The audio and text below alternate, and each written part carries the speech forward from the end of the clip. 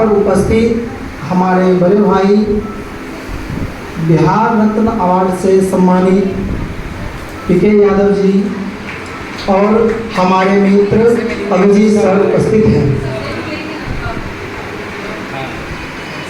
गुरुर् ब्रह्मा गुरुर् विष्णु गुरुर्देवो महेश्वरः गुरु साक्षात् परम ब्रह्म तस्मै श्री गुरुवे नमः। कुछ बोले उससे पहले हमारे निर्माण में मेरी माता प्रथम गुरु से लेके आज तक हमारे निर्माण में प्रत्यक्ष रूप से या परोक्ष रूप से जिन जिन गुरुओं का सहयोग रहा है मैं उनका ऋणी हूँ। आज इस अवस्था में है कि हमारे भी गुरु हैं जिनसे आज हम सीखते हैं, और इस अवस्था में आप हैं कि आप भी किसी के गुरु हैं जो सिखाते हैं। अंतर सिर्फ ये है कि कोई प्रत्यक्ष रूप से और कोई परोक्ष रूप से। सर के बात को लेकर चलते हैं। हमारी जो ये वसुंधरा है, आर्यावर्त क्षेत्र है, इस क्षेत्र पर गुरु परंपरा आदि काल से चलता आ रहा है। कुछ पश्चिमी सभ्यताओं के कारण बीच में इसकी शिथिलता पड़ी थी, लेकिन पुनः भारतवासियों ने इसको प्रमाणित किया विश्व स्तर पे कि भारत ऐसा देश है जहां पर गुरुओं को सर्वाधिक सम्मान मिलता है। और इसका जीता जाता उदाहरण है कि आज दुनिया देख रही होगी कि भारत में गुरु और शिष्य के बीच जो स्नेह है, प्रेम है, उसको एक पर्व के रूप में मनाया जाता है। मैं भी अपने गुरु के लिए उतना ही कृतज्ञ हूँ जितना कि आप अभी यहाँ पर उपस्थित होके कह रहे हैं। लेकिन हमारी वाक्य कौशलता में सिर्फ इस बात की शर्त है कि हम थोड़ा ऊंचे आवाज में और ऊर्जा की संचार को प्रसारित करते हैं। हम जब भी आपके पास आते हैं, जहां जाते हैं, हमारे पास एक युवा की, एक भाई का, एक समाज सुधारक का ये जिम्मेवारी वाली ऊर्जा है जो आके हम आप लोगों के बीच प्रसारित कर देते हैं। ऊर्जा संचित ऊर्जा को निकालते हैं। और मुझे वो कहना बिल्कुल ठीक लगता है जो हम गुरुओं से सीखे हैं। हमारे बोलने का आधार, हमारे वाक्य कौशल, हमारी शिक्षा जो गुरु दिए हैं उनका मैं सदा ऋणी हूँ। लेकिन मैं आप लोगों को सिर्फ इतना कहना चाहता हूँ कि जब भी आप शिक्षा ग्रहण करें, कहीं भी जाए, तो सबसे बड़ी चुनौती अपनी गुरु को चयन करने में होता है।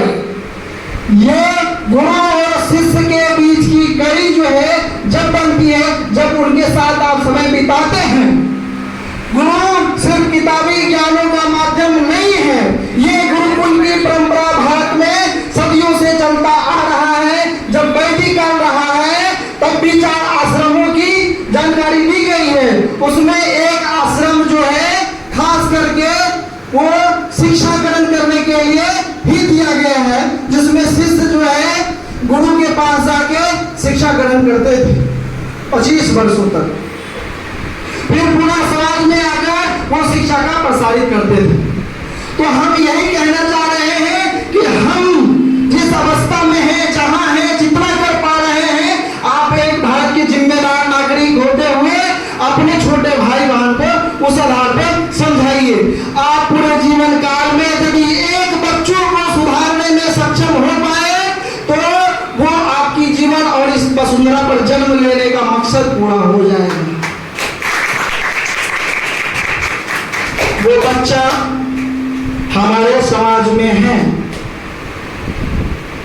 वो आपकी तलाश कर रहा है, जिसका कोई मार्गदर्शक नहीं है। आज जो व्यवस्था बनी है सोशल मीडिया का, वहां से इंफॉर्मेशन मिलती है आपको। इसके बावजूद भी आपको एक ऐसे साथी गुरु की आवश्यकता है जो हर मोड़ पे हर सवालों का वो जवाब दे और आपकी वास्तविक जीवन को जन्म लेने का उद्देश्य को पूरा करे। और ये जो गुरु जब आपको सीखते हैं तो एक अच्छा भाई बन पाते हैं, एक अच्छा दोस्त बन पाते हैं, एक अच्छा संतान और पुत्र बन पाते हैं, एक अच्छा समाज सेवी बन पाते हैं। और इस जो है पृथ्वी है और भारत में जन्म लेने के सौभाग्य जो मिला है, गुरु की कृपा से भारत का नाम रोशन होता है। तो आज का जो शिक्षक दिवस का अवसर पे आप लोगों ने जो ये स्नेह शिक्षकों के लिए दिखाया है, उसके लिए मैं दिल से धन्यवाद करता हूँ। और जहां मैं अभी हूँ, जहां सर है, वहां आप 2 साल 4 साल में आएंगे, किसी भी विभाग में, डिपार्टमेंट में जाएंगे, विद्वता है, अपनी काबिलियत के दम पे आप सक्सेस हुए हैं, तो आपके अंदर वही ऊर्जा रहेगी, वही काम करने की क्षमता रहेगी, वही भलाई करने की क्षमता रहेगी जो कि एक शिक्षक का। और शिक्षक का स्तर में थोड़ी सी देखा गया है कि मतलब शिक्षक जो है भारत में ये दिशा की ओर सारे लोग बढ़ने लगे हैं। वो दिशा ये है कि जिसके पास शक्ति होगा, सत्ता होगा, धन होगा, शक्तिशाली होगा, उसको पूजा जाएगा। और शिक्षक जो निर्माण कर रहे हैं समाज में, उसको सबसे पिछला कुर्सी दिया जाता है। हमारे समाज की वास्तविकता को ढूंढना नहीं सकते। ये प्रेम जो आज आप हम लोगों के लिए दिखा रहे हैं, ये प्रेम 60 साल बाद भी बना रहे, ताकि आपके जो शिष्य होंगे उनका प्रेम आपके साथ बना रहेगा। हर लोग यहाँ आते हैं, मंजिल पाना चाहते हैं, मंजिल तो है, लेकिन दुनिया की कोई भी मंजिल, कोई भी छत बिना सीढ़ी का नहीं है, और सीढ़ी ही गुरु है।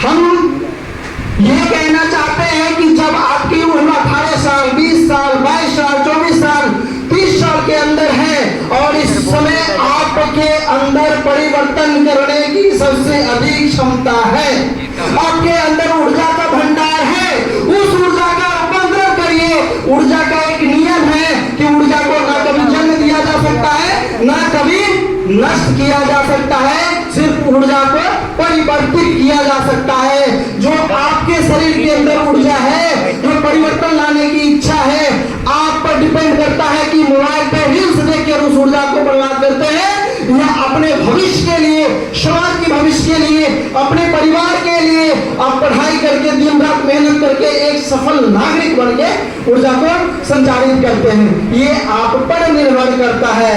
और ये ऊर्जा जो है, आपकी ऊर्जा, ये असीम ताकत है। आप इतिहास के पन्नों में पढ़िए, हमारे धरती पे, हमारे वसुंधरा पे जो जितने वीर वीरांगनाएं जन्म लिए हैं, जो भारत की आजादी से लेकर भारत के निर्माण में उनका सहयोग रहा है, उनकी ऊर्जा को देखिए। जिस अवस्था, जिस एज में आप कंपटीशन की तैयारी कर रहे हैं, उस एज और अवस्था में हमारे देश के वीर वीरांगनाओं ने बलिदान दिया है। आप सोशल मीडिया पर रील्स देखकर मोटिवेट होने वाले प्रजाति मत बनिए। आपको मोटिवेट होना है तो अपने पिता को ठेला चलाते हुए देखिए, 5 बजे सुबह जगकर ऑफिस जाते हुए देखिए, और रात में आके रेस्ट देने की चिंता को देखिए, उससे मोटिवेट होइए। मोटिवेशन आपके घर में है, ना कि रील्स में है। रील्स में वो चीज दिखाया जाएगा आपको जो कि एक पर्दे के पीछे कुछ और है। आपकी अपनी मोटिवेशन आपके इर्द गिर्द है, आपकी ये दशा है, उस पे आपको मोटिवेशन नहीं आ रही है। आपकी माँ उतना काम कर रही है, आपकी फिक्र कर रही है, एज का कोई लिमिट नहीं, बूढ़ी हो गई है, साड़ी पुराना पहन रही है, उससे तो मोटिवेशन नहीं आ रहा है, लेकिन यूट्यूब पर रील्स देखकर आपको मोटिवेशन आ रहा है। ऐसे प्रजाति बनेंगे तो फिर आपकी भी वही दशा होगी, आप भी माँ बनेंगे, पिता बनेंगे, आपके बच्चे भी यूट्यूब पे। और आने वाले दिन तो इतना भ्रष्ट होने वाला है कि हर गली मोहल्ला में एक मोहल्ला क्लिनिक होगा, जिसमें मानसिक रोगियों की इलाज की जाएगी, और मानसिक रोगियों जो है आपके घर में पैदा होगा। इसलिए हम चाहते हैं, हमारी इच्छा है, हमारी ऊर्जा इस ओर प्रसारित होती है कि हम मात्र 5 लोगों को समझाने में यदि सक्षम हो पा रहे हैं तो हम समझाएंगे। एक कहानी, मैंने एक कहानी सीखा है, बहुत लोगों को समझाया, लगभग 20 सर के साथ यहाँ सेवा दे रहे थे, 20 सर, ठीक है। 14 से कंपटीशन के क्षेत्र में है। कंपटीशन में तब से पढ़ा रहा हूँ जब मुझे कंपटीशन का उतनी जानकारी नहीं थी। यहाँ के बच्चों ने बिहार के बच्चों ने हमें शिक्षक बना दिया। तो आज आप लोग भाई सबको समझाना मुझे आसान होता है, लेकिन कुछ ऐसे भाई हैं, दोस्त हैं, स्टूडेंट हैं जिनको समझाना मुश्किल होता है। और हमारे लोग कहते हैं कि सर बार बार प्रयास कर रहे हैं, वो विफल हो रहा है, मत समझाइए, मत ऐसा करिए। मैंने कहा कि जब एक नदी के किनारे एक साधु स्नान कर रहे थे और एक बिच्छू जो डंक मारता है, जिसमें जहर होता है, वो नदी की धारा में बह गया था। साधु स्नान करते हुए उस बिच्छा को बचाने का कार्य किया। जैसे ही उस बिच्छू को बचाने के लिए साधु ने हाथ उठाया तो साधु के हाथ पे बिच्छू ने डंक मारा। और डंक, बिच्छू का डंक तो पता ही नहीं कितना पीड़ादायक होता है। फिर उन्होंने हाथ से बिच्छू को छोड़ा, फिर दोबारा दूसरा हाथ उठाया बिच्छू को बचाने के लिए, फिर डंक मारा, फिर साधुओं ने छोड़ा। ऐसी प्रक्रिया 2-3 बार हुई। साधु जो स्नान कर रहे थे उनको एक आदमी ये नोटिस कर रहा था। फिर महाराज जी के पास आके बोला कि आप बार बार उसको क्यों बचाना चाह रहे हैं, वो तो आपको डंक मार रहा है। तो उन्होंने सुंदर जवाब दिया कि डंक मारना उनकी प्रवृत्ति है, वो इसीलिए जन्म लिए हैं, ठीक है, और मेरा काम है बार बार उसको बचाना। यदि बिच्छू अपना कर्तव्य से पीछे नहीं हट रहा है तो हम अपना कर्तव्य से पीछे क्यों हटे। इसीलिए हम चाहते हैं कि आप समाज के वैसे लोगों को निस्वार्थ भाव से, अभी द्वेष की भावना चली है कि हर कोई चाहता है कि आप आगे चढ़े बढ़े, और ये कोई नहीं चाहता है कि आप उनसे आगे बढ़ें। ये समाज की बात करता है। उसमें शिक्षक अखबार हैं, पता है, शिक्षक आज भी शिक्षक हैं, कल भी शिक्षक रहेंगे, 20 साल के बाद भी शिक्षक रहेंगे।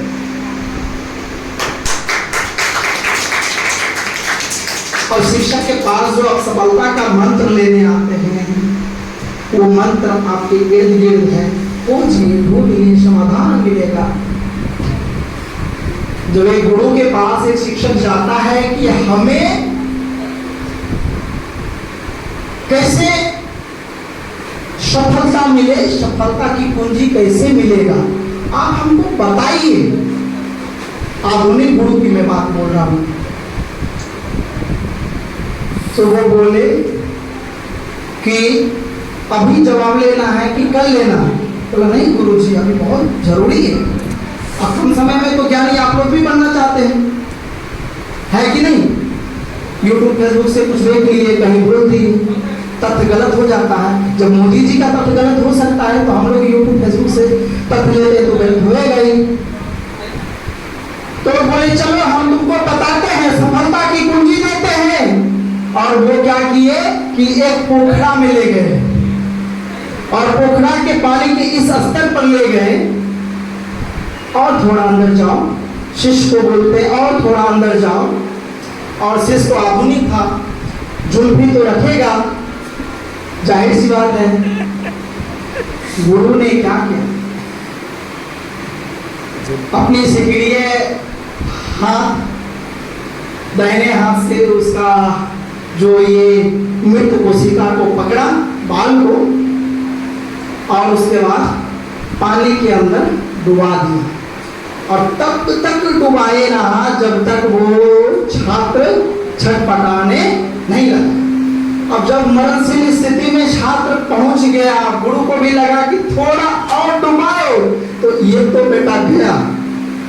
अब क्या किया, गुरु ने उसको छोड़ दिया और उसको लाया गया बाहर। उसके बाद गुरु पे गुस्सा हुआ वो लड़का, कैसा मास्टर हैं आप, कैसा गुरु हैं आप, हमने सफलता की कुंजी मांगी, आप ले जाके हमको डुबा रहे थे, मरिए दीजिएगा, हम सफल होके क्या करें। तो गुरु ने सुंदर जवाब दिया, सुनिएगा और लेते जाइएगा, अपने जीवन में अमल करिएगा, आपको सफलता तब मिल जाएगी। गुरु ने मंत्र दिया कि जब हम तुमको पानी के अंदर डुबाए रखे थे उस समय तुम क्या याद कर रहा था? माँ को नहीं, बाप को नहीं, गुरुजी को नहीं, भाई को नहीं, प्रेमी को नहीं, प्रेमिका को नहीं, तो क्या याद कर रहा था? गुरुजी हम तो चाह रहे थे कि हमको हवा मिल जाए, ऑक्सीजन मिल जाए, इसकी तरफ थी हमें। और गुरुजी ने जवाब दिया है कि तुम्हारे जीवन में इसी प्रकार की तरफ किसी चीज को पाने के लिए होगी तो वो तुम्हें अवश्य मिलेगा। यही सफलता का मंत्र है। जिस चीज को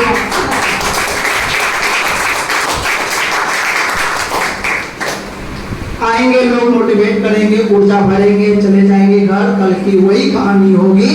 आपकी जो ऊर्जा की भंडार है उसको बचा के रखिए और उसको धीरे धीरे खत्म करिए और सही दिशा में खत्म करिए। ऊर्जा को सही दिशा में खत्म नहीं करेंगे तो गलत दिशा में खत्म होगा। इसलिए अपने आप को जिसको पाना चाहते, जो आपको जिस एज में चाहिए उसके लिए उसी शिष्य के तरह तड़पना पड़ेगा, पाने के लिए करना पड़ेगा। लोग कहा जाता है कि मिल जाए, क्या कहते हैं, एक कहावत है कि सफलता इंसान को, एक थिंकर से वेस्टर्न थिंकर्स, उनका कहना है कि जिस दिन आपको लगे कि सब कुछ मिल गया है उस दिन आपको मर जाना चाहिए। और जो आप कर रहे हैं उससे हमारे समाज को, परिवार को, सबको लाभ मिलता है। आप सफल होते हैं तो एक पूरी सोसाइटी को लाभ मिलता है। तो शोर वाली जिंदगी जीने से बढ़िया है अपने आप को तपाकर इसको, इस वसुंधरा को, इस पृथ्वी का, मां का ऋण को पूरा करें। 3 प्रकार की ऋण की चर्चा की गई है, पिता का ऋण, गुरु का ऋण और ब्राह्मणों का ऋण, है ना। तो साहित्य में मां के ऋण के बारे में चर्चा नहीं किया, जबकि हम सबसे ज्यादा मां के ऋणी हैं। ये देखा जाए सबसे ज्यादा मां जन्म देते हैं और मां को श्रेष्ठ स्थान मिले इसलिए मां को प्रथम गुरु की भी संज्ञा दी गई। मां ही हमारी प्रथम गुरु है। हम तब आपको कुछ बता पा रहे हैं यहाँ पे जब आप शब्दों का संकलन सीख पढ़ाए, अक्षरों का ज्ञान मिला है, वो तो आपकी मां देती है। तो ये जो मोटिवेशन का थॉट है, जिस एक्सपेक्टेशन से आप यहाँ आए, जो प्रेम हमारी आपके बीच दिखाएं, तो वो चीजों को हम एक ऊर्जा के माध्यम से आप सब में संचारित करना चाहते हैं कि आप एक समाज के अच्छे नागरिक बनिए। हमारी कभी आशा नहीं है कि आप फलाना करिए, आप चिल्लाना करिए। आप जो पाना चाहते हैं उस दिशा में काम करिए और अवश्य आपको इस चीज की प्राप्ति होगी। ये तो मोटिवेशन की बात रही। दूसरी बात ये रही है कि यदि आपको कोई सुधार रहा है तो आप भी सुधारिए। तीसरी सबसे बड़ी बात ये है कि हम जिएंगे, अभी नहीं। भलाई करेंगे अभी नहीं। गरीबों को भोजन करा देंगे अभी नहीं। अभी उस काबिल नहीं हुए। हम ये कहना चाहते हैं कि यदि आप ये सोच रखते हैं कि हम अभी भलाई करने के काबिल नहीं हुए, ईश्वर आपको कभी भलाई करने योग्य नहीं बनाएगा। आप जिस अवस्था में हैं उसी अवस्था में आप अपने समाज के छोटे बच्चों को सीख सकते हैं।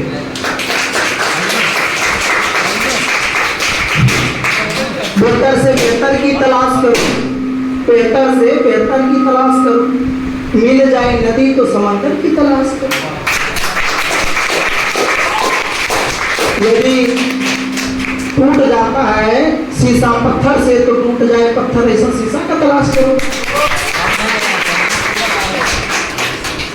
तो समय की, वक्त की अवधि को देखते हुए हम चाहेंगे कि सर फिर से आके आप लोग को संबोधन करें। धन्यवाद। पुनः आप लोग को धन्यवाद।